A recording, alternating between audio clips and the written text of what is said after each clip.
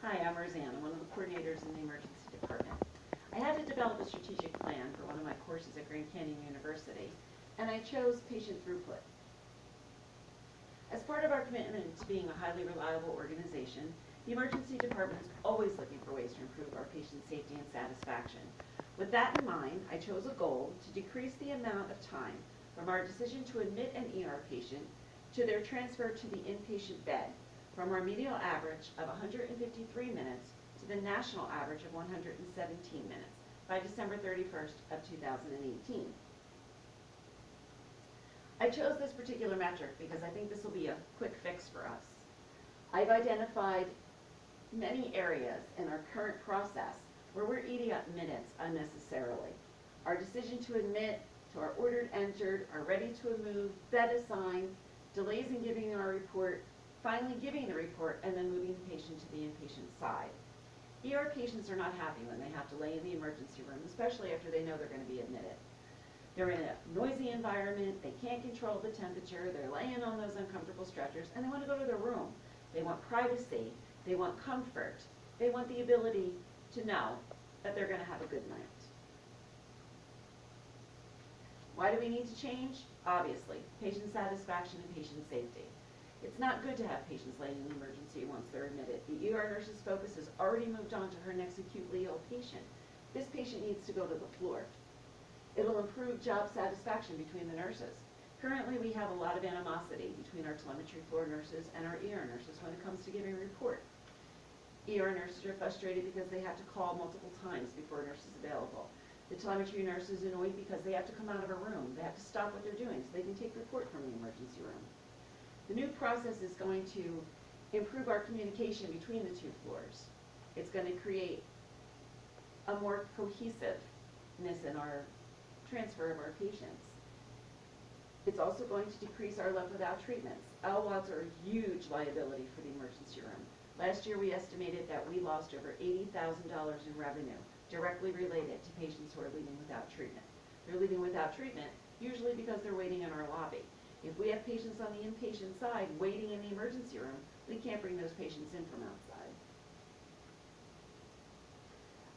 The new throughput process that I've developed needs buy-in for many stakeholders. Our telemetry nurses, our ER nurses, our ER physicians, as well as our admissions staff. The new process, changes that will be made for the admissions department, will be that the admissions clerk will directly call the floor CC. Each of the telemetry CCs has a cell phone that they carry. The admission clerk will get the order from the emergency room, call the CC on the floor, and ask them to assign a bed number. Currently, the process is our admission clerk beeps a beeper on the telemetry floor that should be carried by the CC. But many times, the CC doesn't hear the beep, she's involved in something, or she left the beeper at the desk and the secretary hasn't heard it. There's many reasons why the beeping process isn't working. Once they beep the floor, they beep the emergency room. The emergency room calls to give a report, and we're told we never heard the beep. That's not a good bed for the patient, and the process has to start all over again, which adds minutes. Now on the floor, CC assigns the bed number to admissions, they'll beep the emergency room. Once that happens, there's a change in our report process. The receiving floor, RN, is told that they're getting a patient into their room. They have 15 minutes to call the emergency room and get report. If they're unable to do it, they need to find a nurse on the floor who can help them out, or they ask their CC, hey, I've got to get a report from the ER, but I have a patient I have to see, can you help me out with that? They make the phone call to the emergency room, and if the emergency room nurse is not able to give a report because she's in with another patient or she's off the floor, it's the responsibility of the emergency room CC to give that report. If she's unavailable, they then have 15 minutes to make a return phone call to the telemetry floor. If at that phone call, the telemetry nurse isn't able to take report, then the ER nurse will have to package up the patient, take them down to the telemetry floor, and give a bedside report. Using this process, we should have our patients on the floor within 30 minutes from our decision to admit. Changes for our ER physicians. Typically now when the ER physician decides to admit a patient, he calls the attending, gets an order from the attending and acceptance, and then he puts it into the computer, which flags the ER secretary. She puts the admission order in, sends it to admissions, and the ER nurse is left out of the whole process. Many times ER nurses aren't aware that the physician's admitted their patient. With the new process, that ED physician is going to review that patient's status with the ER nurse before calling the attending physician. That way the ER nurse can say, hey, I'm not ready for you to call that doctor yet. I haven't hung that antibiotic. I'm still waiting for medication to come from the pharmacy. This way, by communicating together, the ER nurse can say, okay, doctor, I'm ready. Go ahead and get that admission. He calls the attending, gets the admission, and it flags to the secretary. This is going to help improve the process between the emergency room nurse and the emergency room physician. Sometimes the physicians put out a call to the attending says, sure, I'll accept the patient, but I need a CAT scan. So the ER physician will put in an order for the CAT scan at the same time as putting in an order for admission. If the patient needs oral contrast, 60 minutes that patient's going to be in the emergency room. That's 60 minutes with an order to admit and no ready-to-move order from the nurse. Sets us back already. Once everything is communicated, the ED physician puts in the admission acceptance, the ER nurse can then put in her order for ready to move, the secretary can go on with the process, and admissions can assign us a bed. How do we change? Working in this organization, everyone knows, in order to change anything, we need education. Our staff wants to know, what am I supposed to be doing? What's the process? What are the rules? How can I help? We're going to need to coordinate with our educators. Each department has their own educator. We're going to have to get them on board to develop some education for our staff using net learning.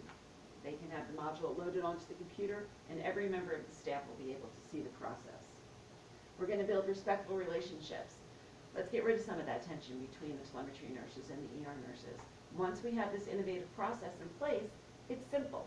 Everybody knows the rules, everybody knows the expectations. I propose that we create this innovative process through a team collaborative. Each department that is involved, the telemetry units, admissions, the emergency department, will send a leader and maybe one staff member to the collaborative group. We'll develop the innovative process, get approval from everyone on board, make sure everyone has the process in place, and then we'll bring it out to our staff members. How will we monitor whether or not the process is a success? Obviously, we're going to be collecting data. So each department will be responsible for their own data collection. We will have data collected from the telemetry floor. Those nurses are going to monitor how many times they have to call to get report. How many times was the ER nurse ready on that first call? The ER nurses are going to collect data on how many times the telemetry nurse took report on that second call. How many times they had to actually take the patient down to telemetry to get that bedside report. Our admissions clerks are going to monitor their data. They're going to collect how many times they had to call that CC. Did she have that bed number ready for me right away? Did I have to make a second call? Our ER secretaries already have a form that they complete. They're going to continue to collect their data. What time did I put that order in for admissions? What time did admissions give me a bed? And what time did the patient actually leave the emergency room? All that data will be shared via email with the collaborative group. The leader on each team from each section will enter that data, everyone will be privy to it, and will review it daily. Weekly, it'll be posted in our departments, talked about in staff meetings, and monthly, we'll present it at the full hospital safety meeting. I'll also be putting that data on the bridge so that everyone can look at the internet and see how we're doing. We'll be collecting the data in real time, so we'll be able to make adjustments. Leaders will be able to go to their team and say, how you doing with that new process? What's working for you? What's not working for you? How do you think we can make it better? They can bring those decisions back to the collaborative, and we can continue to tweak the process until we get it the way we want it. At the end of the year, when the data is posted again on the Hospital Compare network, we'll be able to decide whether or not we can take this process and present it now to the Policy and Procedures Committee for approval. Any questions or comments? Any suggestions? If you think of some later on, you can email me, call me in the ED, and I look forward to working with everyone to make this project a success. Thanks for coming.